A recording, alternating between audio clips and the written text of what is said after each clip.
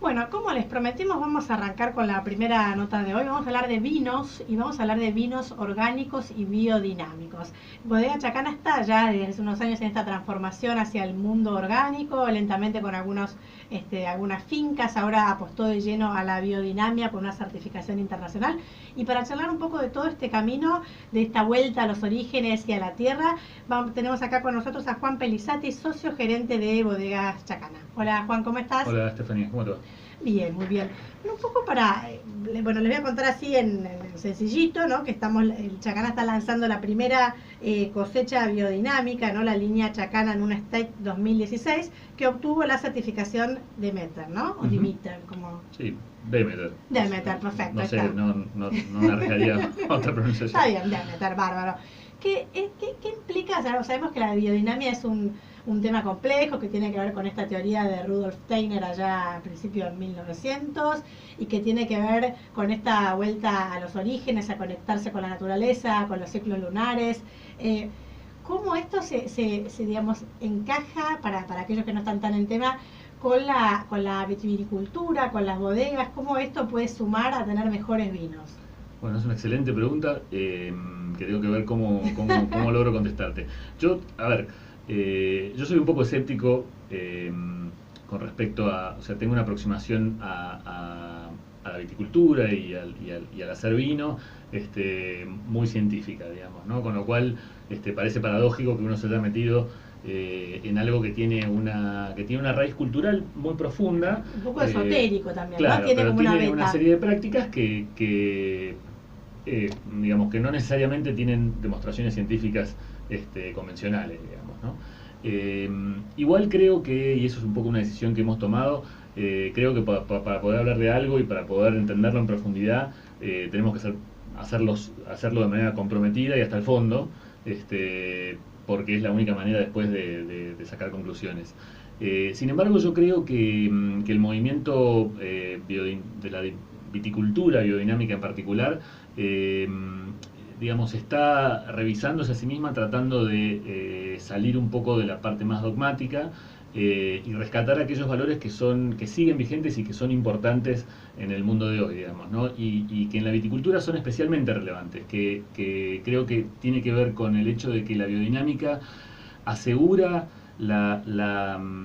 asegura que una finca trabaje como una unidad productiva independiente, que minimice su incorporación de agregados externos, que trate de autoabastecerse y de funcionar en relación con su ambiente y con el cosmos, y de alguna manera le promete al consumidor que el vino que está tomando proviene de ese lugar, digamos, y que está manejado con esa filosofía y con esa gente. Bien relacionado con el famoso terroir, ¿no? Exactamente. El terruño, Lo viene de sola, acá. yo no lo tuve que decir, pero exactamente, como justamente la idea de terroir es una idea tan relevante dentro de la viticultura, y es tan difícil, si querés, creerle a los viticultores de alguna manera, la biodinámica hace como un rescate por otro costado, ¿no? de eso, o sea, de la identidad del terruño y de los métodos que se utiliza para cultivarlo.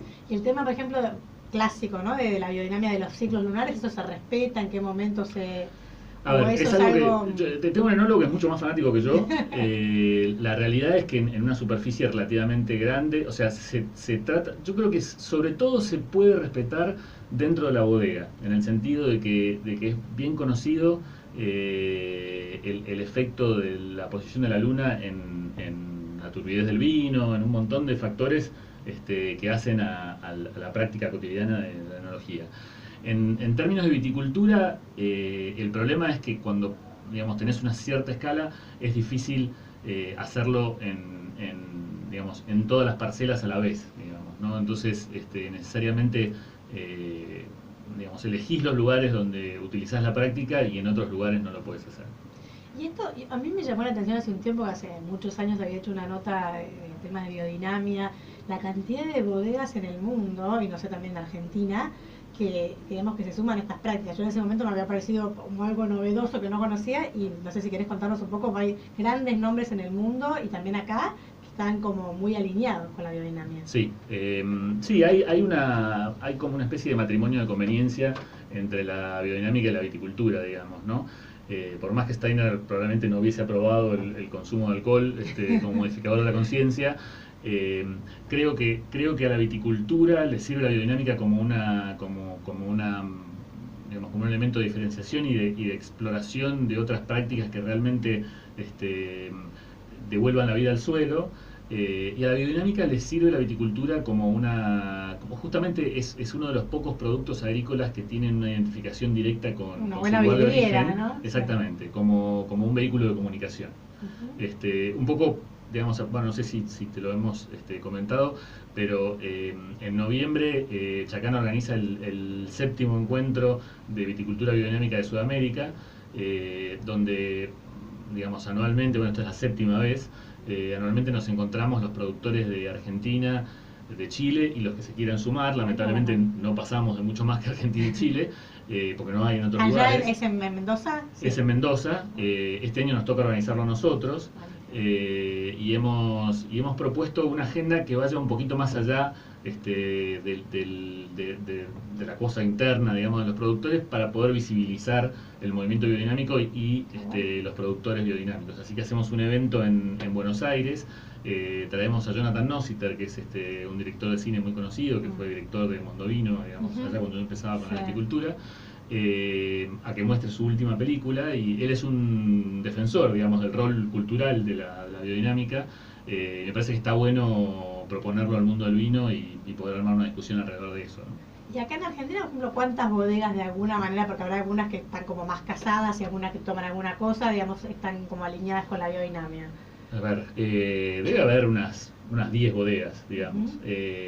No todas muestran sus productos como certificados biodinámicos en el mercado local, también porque la gente no lo conoce, digamos, y no lo pide. Para nosotros es un poco una aventura proponer esto, o sea, productos biodinámicos al alcance del consumidor, porque también tienen un precio que es bastante accesible.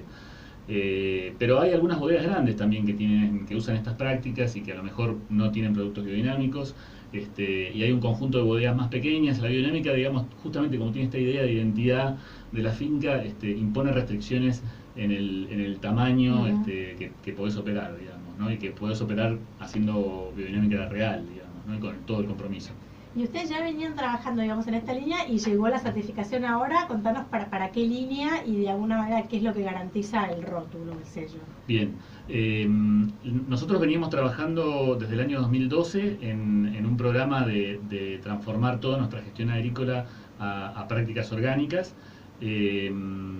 Las prácticas biodinámicas las adoptamos en nuestra finca principal, que es la finca de Arelo, donde está la bodega también.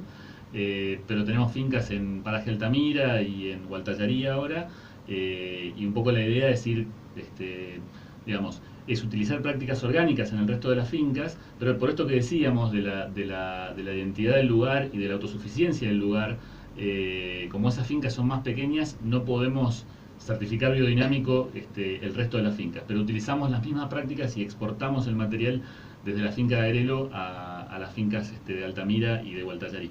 Este año, después de 4 años de prácticas, sí, porque esta es la cosecha 2016 que hemos certificado, después de 4 años de prácticas certificamos los vinos que se producen en la finca de Arelo, que también es nuestra finca más grande. Entonces toda la línea de productos que sale de ese lugar, que se llama Chacana Nuna Estate, tiene la certificación biodinámica.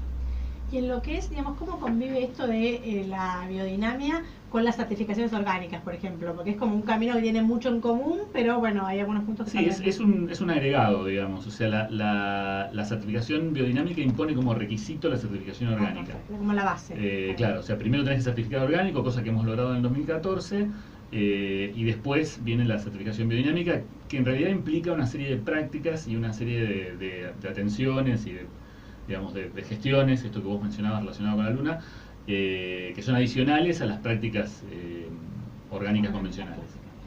¿Y qué pasa, digamos, me acuerdo que también en el mundo había como diferencias a la hora de llamar orgánico, ¿no? Porque algunos hablaban como tal vez del proceso más de la fruta, de la vid, y también otra parte que tiene que ver con la elaboración y el tema de los sulfitos, y como que lo llaman distinto, la cantidad de sulfitos que tiene que tener o no, afuera o acá.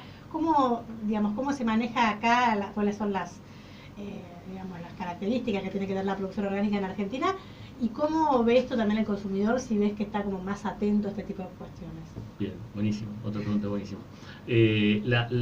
Por mucho tiempo la normativa, digamos, fijaba límites muy restrictivos a los vinos con respecto al uso del anhidro sulfuroso para poder ser llamados vinos orgánicos. Ahora hay una normativa europea que fue pasada hace relativamente poco, que impone límites mucho más racionales, que son menores que los del vino convencional, pero son todavía razonables respecto del uso del anhidro sulfuroso, por lo cual hoy los vinos, como Argentina es tercer país dentro de la Comunidad Europea para la certificación orgánica, los vinos se pueden certificar como vinos orgánicos, aún conteniendo una dosis de sulfuroso relevante, pero menor que los vinos convencionales.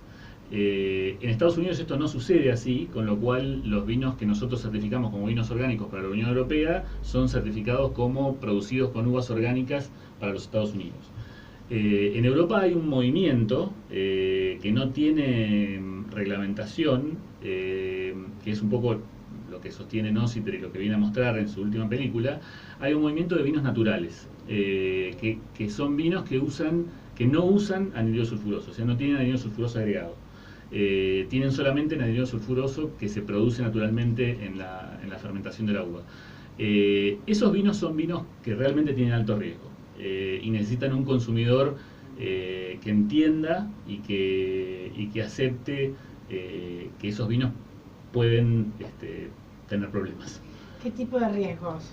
Bueno, básicamente riesgos microbiológicos, o claro. sea, el anhidro sulfuroso se usa como antibiótico, básicamente, y lo que se trata es de evitar la proliferación de bacterias y levaduras que pueden dañar al vino. Es muy complicado y en alguna medida riesgoso, porque depende también de cómo ha sido guardado el vino y de muchos factores que exceden el control de la bodega. Embotellar un vino sin anhidro sulfuroso, que no puede garantizar, o sea, el consumidor puede encontrarse con algo que es distinto que lo que el productor planeó. Exactamente. Y en Argentina el mercado, digamos, orgánico y biodinámico, digamos, hay una mayor demanda, la gente, digamos, hay como más etiquetas, si uno piensa, no sé, de 15 años atrás, hoy hay más etiquetas, pero digamos, ¿cómo viene el consumo? ¿Viene creciendo? Yo creo que en la Argentina está pasando algo muy lindo, que es que hay una explosión de creatividad en la industria del vino, lo que ha generado una innumerable cantidad de productos nuevos y de etiquetas nuevas y de propuestas, hasta de mensajes y de marketing distinto y nuevo. O sea, realmente tal vez la crisis nos ha hecho abusar del ingenio. Y creo que el orgánico y el biodinámico participan dentro de ese concierto de cosas nuevas. Yo creo que con una propuesta más auténtica en muchos aspectos. También estamos pasando de una visión del orgánico que estaba puramente relacionada con la seguridad alimentaria y con la salud del consumidor a una visión del orgánico que está más relacionada con el terroir y con asegurar la identidad del vino, digamos, ¿no? Y creo que eso es lo más valioso y lo más interesante. Me parece que hay... Sí, cambió la mirada, ¿no? Antes venía como con una cuestión sí, como vos decís, más de salubridad, y ahora es como que hay vinos buenísimos orgánicos que te generan como esta vuelta a lo natural, como por otro lado, ¿no? Exactamente. Con más glamour, ¿viste? Como Sí, antes el orgánico tenía como esta cosa de dietética, ¿viste? Sí, yo creo que hay como un crecimiento cultural en el consumo de vinos, donde hay una valoración del terruño, hay una valoración del origen, hay una valoración de los métodos de producción, hay consumidores mucho más educados, un poco más al estilo del viejo mundo, y eso da lugar a todas estas cosas nuevas que ojalá que estén para quedarse, digamos, ¿no? Y contanos, Juan, un poco, digamos, de esta es el mayor viñedo biodinámico certificado en Argentina. Sí. Un lujo. Sí, es una audacia. Sí, es el mayor porque es grande, o sea, es un viñedo de 80 hectáreas y, digamos, bueno, cuando empezamos, me acuerdo que teníamos un asesor que me decía, van a certificar las 80 hectáreas, como si fuera realmente una audacia, digamos, ¿no? Y realmente es una audacia. Impone una serie de prácticas y de cosas que de alguna manera le dan un poco más de complejidad a la viticultura, pero también me parece que no lo podíamos hacer por marketing, ¿entendés? No podemos hacer 5 hectáreas y hacer otra cosa en el resto. Sí, o sea, habla de un compromiso experimentarlo profundo, es experimentarlo de manera completa, digamos. Totalmente, sí, muchas veces pasa, ¿no? Las empresas tienen productos verdes y bueno, sacamos esta línea y todo el resto tenés 200 líneas que impactan y bueno, nada, como que habla de un compromiso más profundo. Y te iba a decir, ¿querés contarnos, yo qué sé, 3 o 4 prácticas bien concretas que se hace, por ejemplo, en un viñedo biodinámico que no se hace en otro? Bueno, hay 2 prácticas que son como las básicas y fundamentales. Bueno, la agricultura biodinámica se centra en la vitalidad del suelo y un poco la idea es, digamos, tratar de vitalizarlo con un conjunto de preparados. ¿Famoso cuenco o no? Me acuerdo que en un momento se hablaba. Bueno, no, en realidad por cuenco. esos preparados, y pues, lo cuento porque es divertido y me sueño si querés, pero los 2 preparados principales que tienen codificaciones en números, o sea, es el preparado 500 y el preparado 501, consisten en, básicamente, el 500 en enterrar posta de vaca, digamos, en cuernos y enterrarlo durante 6 meses durante el invierno. Eso se fermenta, digamos, se produce una especie de compost y eso después se disuelve en agua y se dinamiza, o sea, se mueve el agua durante una hora, de manera que el oxígeno hace proliferar las bacterias y los elementos que tiene que tiene este compost, y eso después se rocía sobre los viñedos y sobre la tierra donde están los viñedos. Steiner hace toda una interpretación energética, digamos, del fenómeno. Yo creo que tiene que ver con hacer proliferar determinados tipos de bacterias y de hongos y después de alguna manera inocularlos en el suelo y en las plantas. Con lo cual, si querés, hay una explicación científica, digamos, pero yo prefiero la explicación científica. Y el preparado 501 es igual, pero se hace en el verano con sílice, digamos. Y esta es una práctica realmente muy extraña, pero que aparentemente tiene mucho efecto en términos de provocar la maduración. Es un preparado que se echa sobre todo al final del ciclo y de alguna manera es como que se induce la planta a ir hacia el invierno, ¿no? A robustecer tus tejidos, a madurar, digamos, a cerrar el ciclo, digamos. Estamos hablando con Juan Pelizati de Bodegas Chacana sobre esta certificación biodinámica Demeter, que es el mayor viñedo certificado en Argentina. Y contanos, ¿qué varietales tenemos? ¿Qué sale de ahí? Bueno, la propuesta de nuestra línea Chacana en una Estate tiene, por supuesto, un Malbec, tiene un Syrah, un Bonarda y un vino blanco, que es un corte de Sauvignon Blanc, Chardonnay y Onier.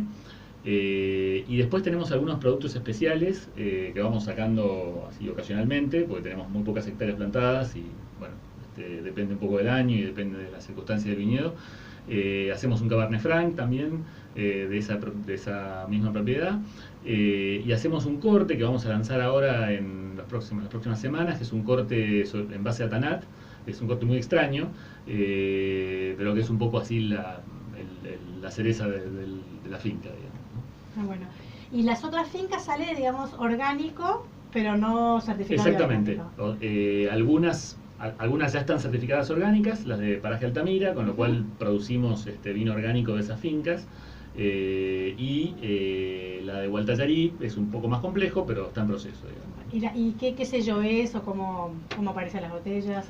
El sello orgánico, bueno, depende un poco el sello orgánico lleva básicamente el sello orgánico de la Comunidad Económica Europea, que es una especie de hojita, y el sello de la certificadora, que en nuestro caso es Letis, pero eso va todo en la contraetiqueta.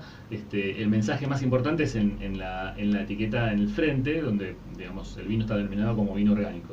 Y en los que son, digamos, biodinámicos, no ponés que es orgánico porque se da por sentado. No, ponemos que es vino orgánico también. Porque digo que a veces... Y en la contraetiqueta van a encontrar el logo de Demeter, que es la certificación biodinámica. Lo vi, perfecto. Pero no me acordaba si conviven los dos. Sí, conviven los dos. Perfecto. ¿Y qué se viene? Me contabas hace un ratito antes de arrancar, un poco también esta como reconversión de la cartera a nivel distribución entre consumo interno y exportación. ¿Cómo vino el año en ese sentido y cómo está respondiendo el mercado interno y el externo?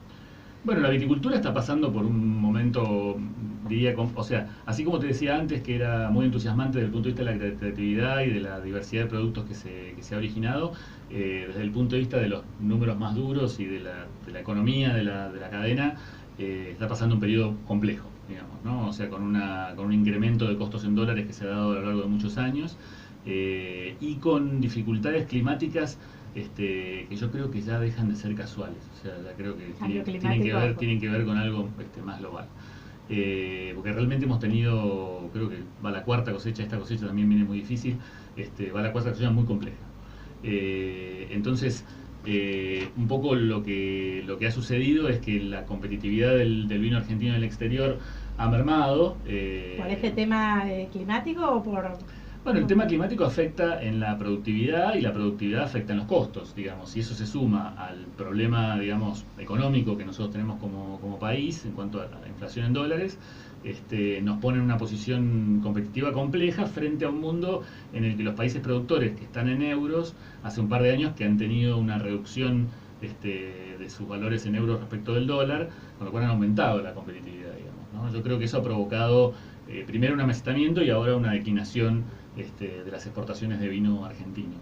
Creo que, digamos, por el otro lado, en el mercado interno, justamente este crecimiento, creo que cultural y en el consumidor, ha desarrollado un consumo, digamos, que tal vez cae a nivel global o que se mantiene constante a nivel global, porque se pierde consumo en los segmentos más bajos, pero se está ganando consumo en los segmentos más altos, con lo cual creo que es algo muy saludable.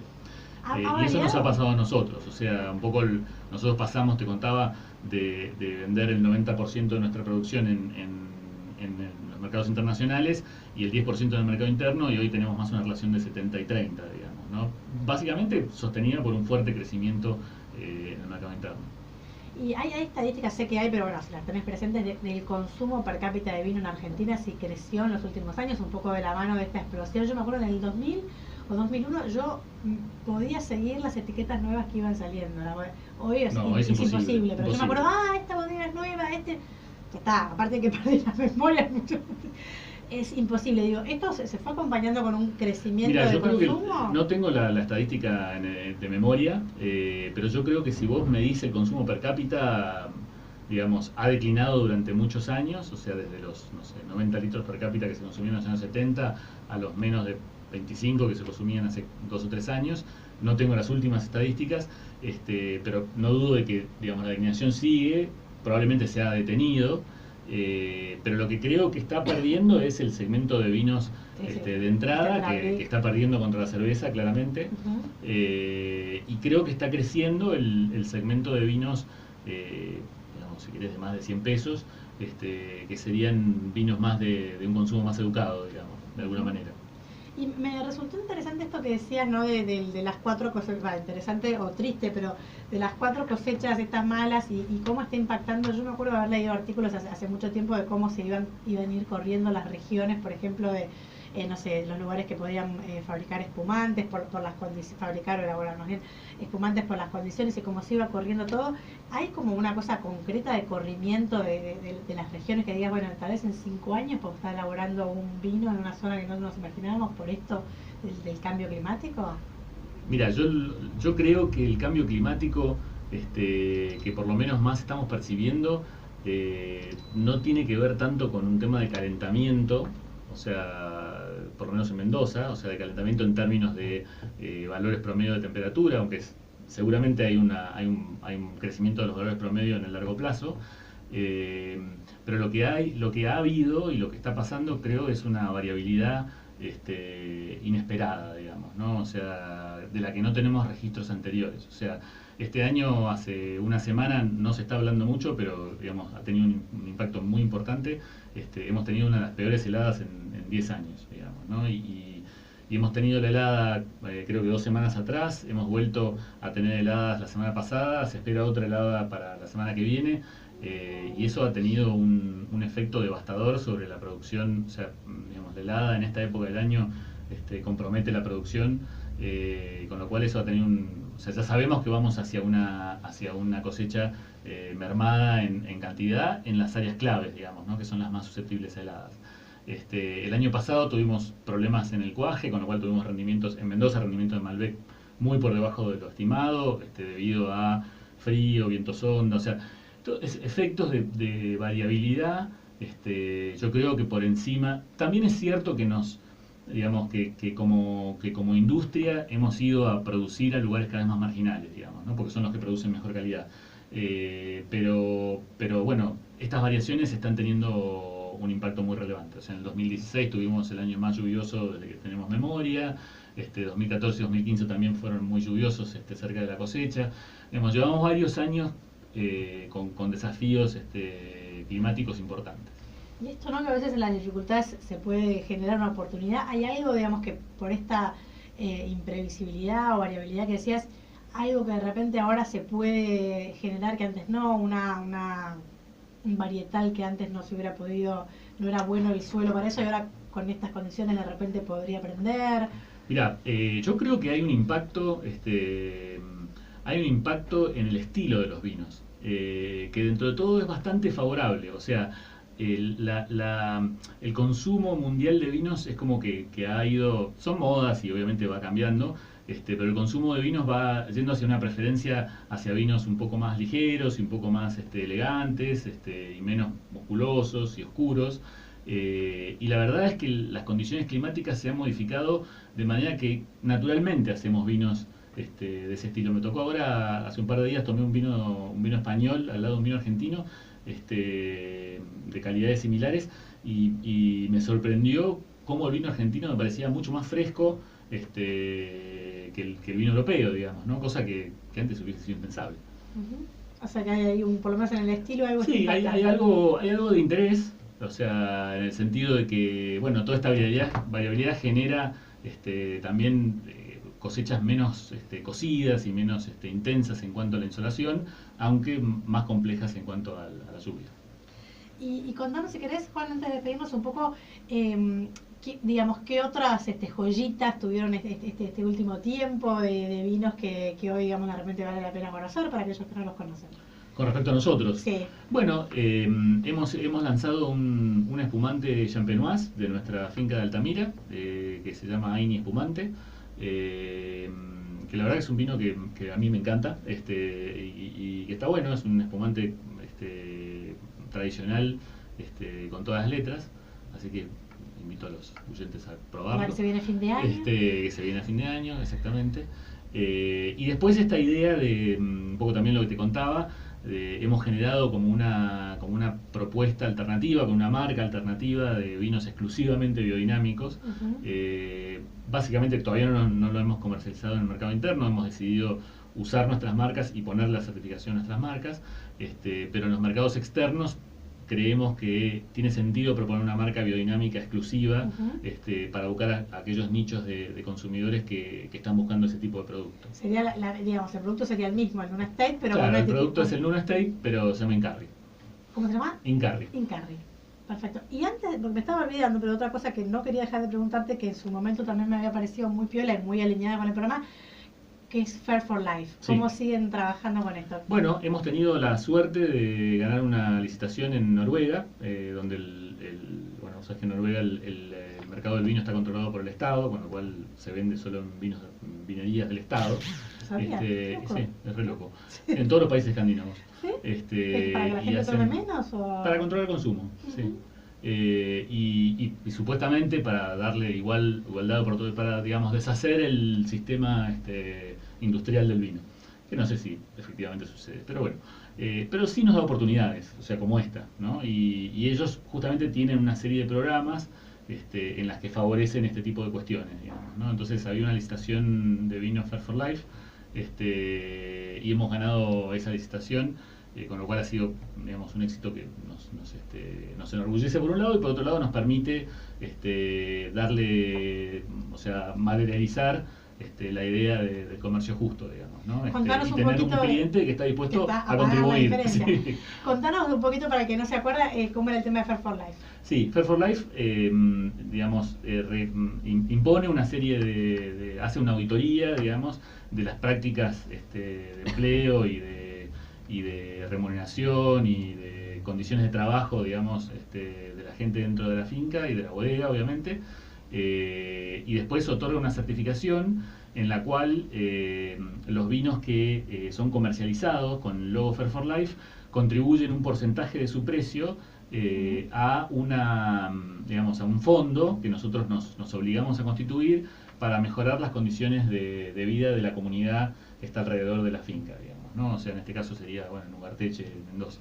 Y bueno, creo que es algo, creo que está buenísimo, digamos, ¿no? Y es determinado, o sea, es esta cantidad de vinos tiene la certificación, o sea, se hace, ¿cómo se maneja, digamos? Porque en realidad la certificación va sobre todos los vinos que nosotros producimos con nuestras uvas propias, claro, digamos, ¿no? Porque, claro, porque son las que nosotros controlamos. Garantizar, sí. No podemos garantizar, hay gente que lo hace, pero nosotros, como compramos una cantidad relativamente pequeña, no nos ponemos a tratar de garantizarlo sobre lo que compramos. Pero sí, como realmente el 80 o el 90% de lo que producimos es de uva propia, lo hacemos sobre nuestras fincas. Luego, digamos, eso nos da la certificación. Luego necesitamos encontrar un cliente que esté dispuesto a pagar por la certificación Fair for Life, porque la certificación Fair for Life, el vino es el mismo, pero la certificación Fair for Life impone justamente esta prima económica, y me parece que completa el ciclo. O sea, creo que es relevante que haya un cliente que de alguna manera busque asegurarse de que las condiciones de empleo sean adecuadas y esté dispuesto a remunerar eso. O sea, me parece que el conjunto es muy virtuoso. O sea que en realidad, si quisiera, ¿le podrías poner el sello a todo o no? Si quisiera, le podría poner el sello a todo. Claro. Sí. ¿No vale la pena? Sí, vale la pena. Tiene un efecto económico complejo, en un país complejo. Claro. Pero no está descartado que lo hagamos, digamos, el día que lo podamos hacer. Claro. Digamos. Pero el costo ese extra corre por cuenta del cliente que decide pagarlo. ¿O vos sí, corre por cuenta nuestra, pero nos obligamos a pagarlo al poner el sello, con lo cual, de alguna manera, el cliente sabe que nosotros estamos haciendo eso. Claro, está bien. En este caso, digamos, la diferencia, está pagando sobreprecio por el sello. Exactamente. Que es un plus, ¿no? Sí. Es para todos. Sí. No, la verdad que yo creo que ahí hay algunas locales que lo tienen como más extendido, ¿no? No sé si Fair for Life, pero bueno, algún sello de comercio justo similar, no me acuerdo. Sí, pero bueno, en Argentina, insisto, hay poca conciencia. Me parece que en los países más desarrollados hay más. Pero ojalá que, bueno, en el vino también hay poca conciencia, hay mucho más en el café, en el chocolate, en toda una serie de productos que se producen en situaciones mucho más complejas. Pero en la Argentina, donde hay una tasa de empleo en negro altísima y demás, yo creo que tiene mucho significado, digamos, sobre todo con lo que respecta al empleo en negro. No, creo que es un temazo y me parece que cada vez va a haber como más demanda también de este tipo de sellos, ¿no? Digamos, como, y aparte te completa todo, ¿no? El ciclo, ¿no? Porque tenés lo ambiental, lo social, como todo muy interconectado, y me parece que es un plus. Yo creo que sí, es un poco el espíritu también con el que lo hemos hecho, ¿no? Totalmente. Bueno, Juan, un placer tenerte como siempre, contando un poco las novedades, este camino hacia la biodinamia, hacia la agricultura orgánica y hacia también, ¿no?, a todos los estándares sociales que creo que son un plus muy importante. Así que muchas gracias por acompañarnos. Gracias a vos. Un gusto. Juan Pelizati de Chacana, no se vayan.